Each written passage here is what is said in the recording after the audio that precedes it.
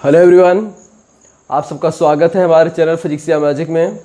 अभी हम स्टार्ट करने जा रहे हैं कैपेसिटेंस ऑफ स्फेरिकल कैपेसिटर। तो पहले आपको स्फेरिकल कैपेसिटर में समझा देता हूं कैसा होता है। जैसा देखिए, आप एक स्फीयर ले लीजिए, कंडक्टर मटेरियल का स्फीयर है। अब देखिए, अब इस पर जो है आपने किसी सोर्स के जरिए, देखिए किसी सोर्स के जरिए आपने इससे कुछ इलेक्ट्रॉन निकाल लिए, तो ये पूरा सरफेस जो है पॉजिटिवली चार्ज हो जाएगा इसका। ठीक, ओके। कुछ इलेक्ट्रॉन आप निकाल लेंगे किसी सोर्स के जरिए से, तो इसके पूरे सरफेस पे पॉजिटिव इलेक्ट्रॉन्स आ जाएंगे। अब देखिए, ये हमारा जो स्फीयर है ना, एक दूसरे स्फीयर के अंदर है। हमारा जो स्फीयर है वो किसी दूसरे स्फीयर के अंदर है। ये जो रॉड आपने ली है ना, ये रॉड इस स्फीयर को क्रॉस करते हुए गई है ऊपर वाले को, लेकिन इसको टच कहीं नहीं करती। यहाँ पर कोई इंसुलेटर या मतलब कोई भी कुछ अलग पदार्थ ऐसे लगा हुआ है, तो यहाँ पे उसको टच नहीं करेगी यह। ठीक, हम ऐसे बनाएंगे कि टच नहीं करेगी। अब देखिए, तो इंडक्शन के कारण इसके जो, जैसे इस स्फीयर, बड़े वाले स्फीयर में छोटा वाला स्फीयर है, इस पर पॉजिटिव चार्ज आ गया है, मतलब इलेक्ट्रॉनों की कमी है इसके सरफेस पे। तो इसके जो पॉजिटिव आयंस होते हैं, इस ऊपर वाले स्फीयर जो है हमारा, इसके इलेक्ट्रॉनों को अपनी ओर अट्रैक्ट करेंगे, तो इस सरफेस पर सारे इलेक्ट्रॉन इसके इधर डिस्प्लेस हो जाएंगे। तो इसके इनर सरफेस पर नेगेटिव चार्ज आ जाएगा और ऊपर इलेक्ट्रॉनों की कमी आ जाएगी, तो ऊपर पॉजिटिव चार्ज आ जाएगा। ठीक, मतलब ये जो ऊपर वाला स्फीयर है हमारा, इसके इलेक्ट्रॉन डिस्प्लेस हो गए इस तरफ, पता अंदर वाले सरफेस की ओर आ गए इसके अट्रैक्शन की वजह से, तो ऊपर पॉजिटिव चार्ज आ गया। फिर हम इसे अर्थ से कनेक्ट करा देंगे। देखिए, हमने इसे अर्थ से कनेक्ट करा दिया। अर्थ से, जब अर्थ से कनेक्ट, जो पॉजिटिव चार्ज आया था यहाँ पे, अर्थ से इलेक्ट्रॉन आएंगे और उसको बैलेंस कर देंगे। कुल मिलाकर वाकई अब इस चार्ज पर इलेक्ट्रॉनों की अधिकता है, मतलब इस पर ज़्यादा इलेक्ट्रॉन है और अभी नेगेटिवली चार्ज है। तो ये है हमारा जो है मतलब स्फेरिकल कैपेसिटर। हमें इसके कैपेसिटेंस का फार्मूला डिराइव करना है। अब देखें, 1 minute.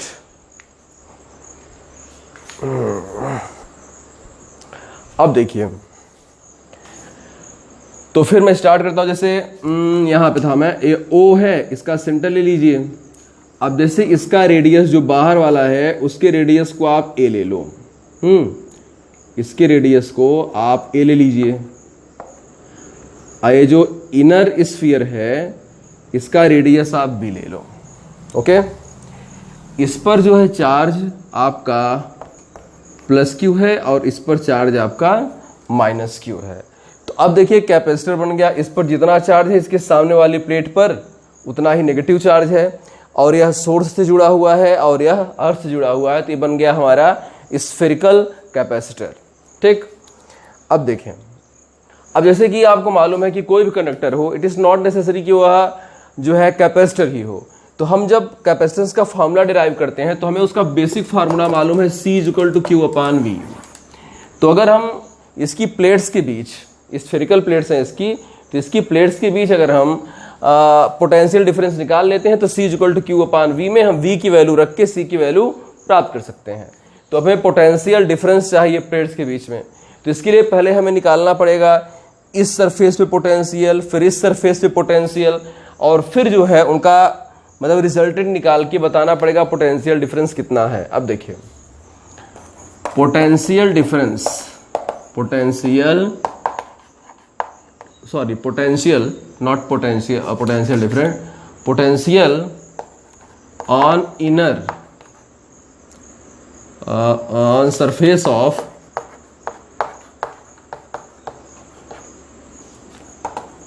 Inner sphere, inner spherical plate. Okay, हम इसे चलिए ले लेते हैं, इसको V1 बोल लेते हैं। तो एक बात तो है कि इस पर जो है, इस पर पॉजिटिव चार्ज है, इसका रेडियस B है, तो इस पर अपने चार्ज के कारण तो पोटेंशियल होगा ही, लेकिन हम पढ़ चुके हैं गॉसेस थ्योरम की हेल्प से, हमें बताया गया है कि जैसे ए वाला स्फीयर है, ए वाला स्फीयर, इसके अंदर हर पॉइंट पर पोटेंशियल सेम होगा और उतना होगा जितना कि इसके सरफेस पर है। तो उसी पोटेंशियल में यह स्फीयर भी है। तो ये जो स्फीयर है हमारा, इस स्फीयर पर अपने चार्ज के कारण तो पोटेंशियल है ही, लेकिन ये जो बाहर वाला स्फीयर है इसके कारण भी इस पर पोटेंशियल है। तो देखिए, इस पे अपने चार्ज के कारण जो पोटेंशियल होगा वो है आपका 1/4πε0 k इंटू Q/B। और जैसे इसका रेडियस ए है तो इसके अंदर जितना यहां पे होगा जितना सरफेस पे होगा उतना हर पॉइंट पे होगा इसके अपने चार्ज के कारण, और इसके अंदर ही वाला रखा है तो इसके हर पॉइंट पर इलेक्ट्रिक पोटेंशियल उतना ही जितना कि इसके सरफेस पे है, तो उसी पोटेंशियल में तो रखा हुआ है। तो अब इसका पोटेंशियल जो आपका है प्लस 1/4πε0 -Q/A। ठीक, अब देखिए, तो आपको मिलेगा V1 = Q/4πε0 k 1/B -1/A। ये तो हो गया इलेक्ट्रिक पोटेंशियल जो इनर स्फेरिकल प्लेट है उस सरफेस पे। अब देखिए इस पर कितना है, तो इस पर जाहिर सी बात है कि आप देख रहे हैं कि इसके अपने चार्ज के कारण तो इतनी ही क्वांटिटी में यहां पर है ही, लेकिन ए वाला जो चार्ज है इस चार्ज के कारण अभी वहां पे इतना आएगा। तो इस चार्ज को पूरा आप इकट्ठा यहां मान सकते हो सेंटर पे। देखिए अब कैसे आप करेंगे कि सेंटर पे आप ऐसे मानेंगे कि जैसे कि वैसे भी आपको बताया गया है कि अगर आप ये स्फीयर ले रहे हैं तो इससे ए डिस्टेंस पर अगर आप लेते हैं तो इसका चार्ज लिया जाएगा, डिस्टेंस ए ली जाएगी। ठीक, मैं फिर से रिपीट करता हूं, लिख देता हूं मैं, पोटेंशियल ऑन क्या है, outer spherical plate, spherical plate, इसको मैं V2 बोलूंगा। तो देखिए इसके अपने माइनस चार्ज के कारण तो इतना होगा ही 1/4πε0 k -Q/A प्लस। अब देखिए इस पर जैसे आपका ए वाला जो है इस वाले अंदर वाले स्फीयर के कारण इस पॉइंट पर भी आएगा इलेक्ट्रिक पोटेंशियल, तो इस पर चार्ज आपका प्लस Q है और सेंटर से इसकी डिस्टेंस ए है आपका, ये सब आप पढ़ चुके हैं। तो 1/4πε0 k इंटू Q/A। तो सेम दोनों पोटेंशियल सेम है और ये प्लस में है ये माइनस में है, तो रिजल्ट आ जाएगा 0। इसका मतलब जो आउटर स्फीयर है हमारा उस पर किसी प्रकार का, जो एक्सटर्नल स्फीयर हमारा उस पर किसी प्रकार का कोई पोटेंशियल नहीं है। तो अब potential difference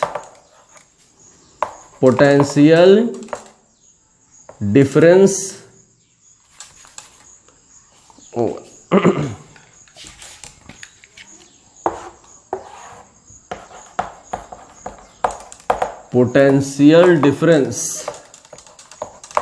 between plates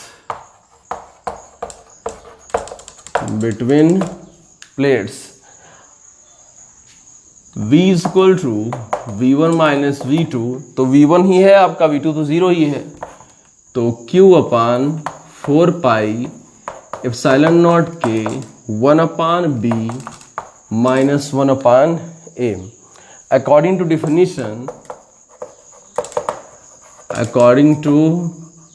definition, capacitance of capacitor, जगह नहीं है तो मैं इसे हटा देता हूं यहां पे। अब देखिए तो C is equal to Q/V, then C is equal to Q है आपका, Q तो Q ही है, V की वैल्यू है 1/4πε0 k into 1/B -1/A। Sorry यहाँ पे Q है, ओके, Q से Q कैंसिल, तो C is equal to 4πε0 k, LCM ले लेंगे तो LCM ऊपर चला जाएगा, नीचे बनेगा आपका A - B। This is capacitance of spherical capacitor. ठीक है, इसमें जो इंटरेस्टिंग पॉइंट था सिर्फ इनका पोटेंशियल कैलकुलेट करना। तो जैसे आपको मैं बता दूं कि जब आपने इस वाले स्फीयर पे निकाला तो इसके अपने चार्ज के कारण तो पोटेंशियल है ही, उसमें 1/b आया। लेकिन जो ए वाला है ऊपर वाला स्फीयर, इसके हर पॉइंट पर पोटेंशियल सेम होता है और उतना होता है जितना कि सरफेस पर होता है। तो सरफेस वाला जो पोटेंशियल आएगा -q चार्ज के कारण वो भी इस पर इफेक्ट कर रहा है, तो इसीलिए दोनों को ऐड कर लिया गया। फिर आउटर सरफेस वाली बात आई तो आउटर स्फीयर वाली बात आई, तो ये जो एक्सटर्नल स्फीयर है तो एक्सटर्नल स्फीयर पे अगर हम देखेंगे तो यहाँ पे जो माइनस आप देख रहे हैं तो माइनस चार्ज के कारण तो ए डिस्टेंस पर इस पर खुद का बनेगा ही बनेगा, लेकिन जो प्लस चार्ज है इसके कारण भी इसके सेंटर से ए डिस्टेंस पर पोटेंशियल देखा जाएगा। तो दोनों इक्वल आए और फिर दोनों कैंसिल हो गए। तो जो इंटरनल स्फीयर है उस पर तो पोटेंशियल मिला हमको और एक्सटर्नल स्फीयर पर हमें कोई पोटेंशियल नहीं मिला। फिर हमने पोटेंशियल डिफरेंस कैलकुलेट किया, V = V और -V2। Then from definition C = Q/V में हमने Q और V का मतलब V की वैल्यू रख दी तो C का फार्मूला आ गया। तो इस तरह से हमने जो है स्फेरिकल कैपेसिटर के कैपेसिटेंस का फार्मूला डिराइव किया। अब जैसे आप देखें कि यहाँ पर अगर हमें मतलब मीडियम अगर एयर या फ्री स्पेस है तो K = 1 लिख देंगे बस। ठीक, तो फिर मिलते हैं नेक्स्ट वीडियो में किसी नए टॉपिक के साथ, तब तक के लिए धन्यवाद।